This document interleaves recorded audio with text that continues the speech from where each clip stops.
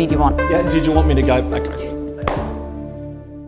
Ryan Park, thanks for your time. Thank you. It's been almost 2 years since a New South Wales parliamentary inquiry released damning findings into the state of regional healthcare, and one of the key issues, if not the key issue, was workforce shortages.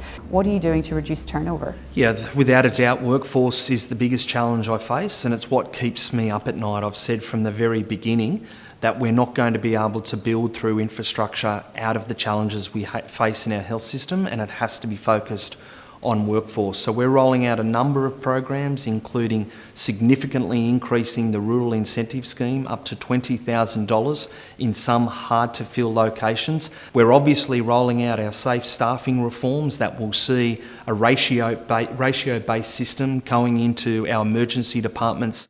Just on those nurse to patient ratios, that was meant to be introduced at Liverpool's emergency department in Royal North Shore last month. Why the delay? Well, we're still working out a few teething issues with the association, just around specific counts and things like that.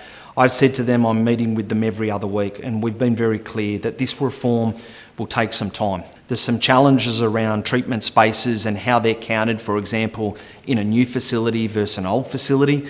And what we don't want to do is distort that just simply because of the nature of the infrastructure that we're dealing with. When would you see that being implemented in rural and regional hospitals? Well, I certainly hope that over the course of this year we start to roll that out across our level 5 and 6 EDs. So they're places like Lismore and that type of size hospital over the course of this year and then into next year. But getting those departments to 1 to 3, I believe, not only will increase patient care, which is important and critical, but importantly for me as the Minister, I think it will be an ability to retain and attract people to the nursing profession. And to be quite blunt, we've been losing people. Can the government afford to pay for all of these additional nurses to meet nurse to patient ratios? Well, we can. We've made some tough decisions. We know that with certain projects that haven't gone ahead, that people perhaps maybe wanted, major transport projects, major underground roads, etc., that we've made decisions on. And of course, we've made tough decisions in the health portfolio as well. What I've said to the government and what I continue to say to my cabinet colleagues, the focus for me and the focus on the government has to be on workforce. That means we have to put our pennies into our workforce first. That means that we might not be a government that focuses so much on brand new rebuilds, but what we are going to focus on is how we staff those health facilities. I know pay, you mentioned, so pay for nurses is a big issue. The current award's due to expire in July. Are you willing to say what the government's willing to offer nurses when those pay negotiations get underway? Well, not yet, because we've only just commenced in the very early phases of our consultation and discussion. The nurses and midwives haven't formally put their request to me, but we have begun what I would call those early discussions around that. Another big issue has been the amount of money that's being spent on agency nurses and also locum doctors to work in public hospitals. What's the government doing to try to correct the market?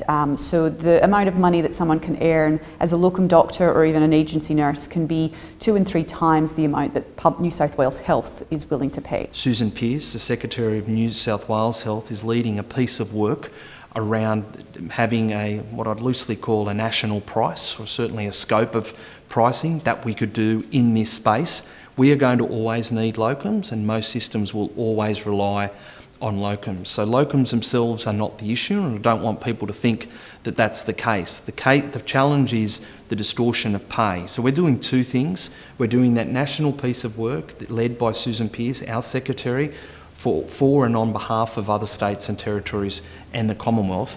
But what we're also doing is having a look at what we can do in-house in terms of the management of locums. So are you referring to the possibility that New South Wales Health may directly be responsible for recruitment? Yeah, what we're looking at is the opportunities for New South Wales Health to play a role in the management and allocation of these locums. Now, we're not there yet. Haven't made a definitive decision around that yet, but we think it is an important area to look at, because what we know is that it's not just the locum price, but it's also the agency fees that are on top of that. The ABC has been told by the Paramedics Association that it's concerned that the infrastructure isn't perhaps in a state to be able to accommodate these extra staff. Is more money being set aside to ensure that the infrastructure is capable of accommodating them? There's always going to be more we can do, and we understand that. But I'll be blunt, my focus is making sure that we get boots on the ground, because what paramedics have been telling me, both as a shadow minister and a minister for a long time, is that if we're going to improve response times, if we're going to see improvements in our Bureau of Health Information data, then we need to get more paramedics in the service. The reality is we were losing paramedics because our remuneration rates were some of the lowest in the country. That means we were losing them particularly to Victoria and Queensland. That was highly problematic in regional and rural areas close to those borders, and that's why we made last year the priority on delivering that landmark remuneration case. Ryan Park, thanks for your time. Thanks for having me. And the link as well, or? If my answer's better on the second one, can you?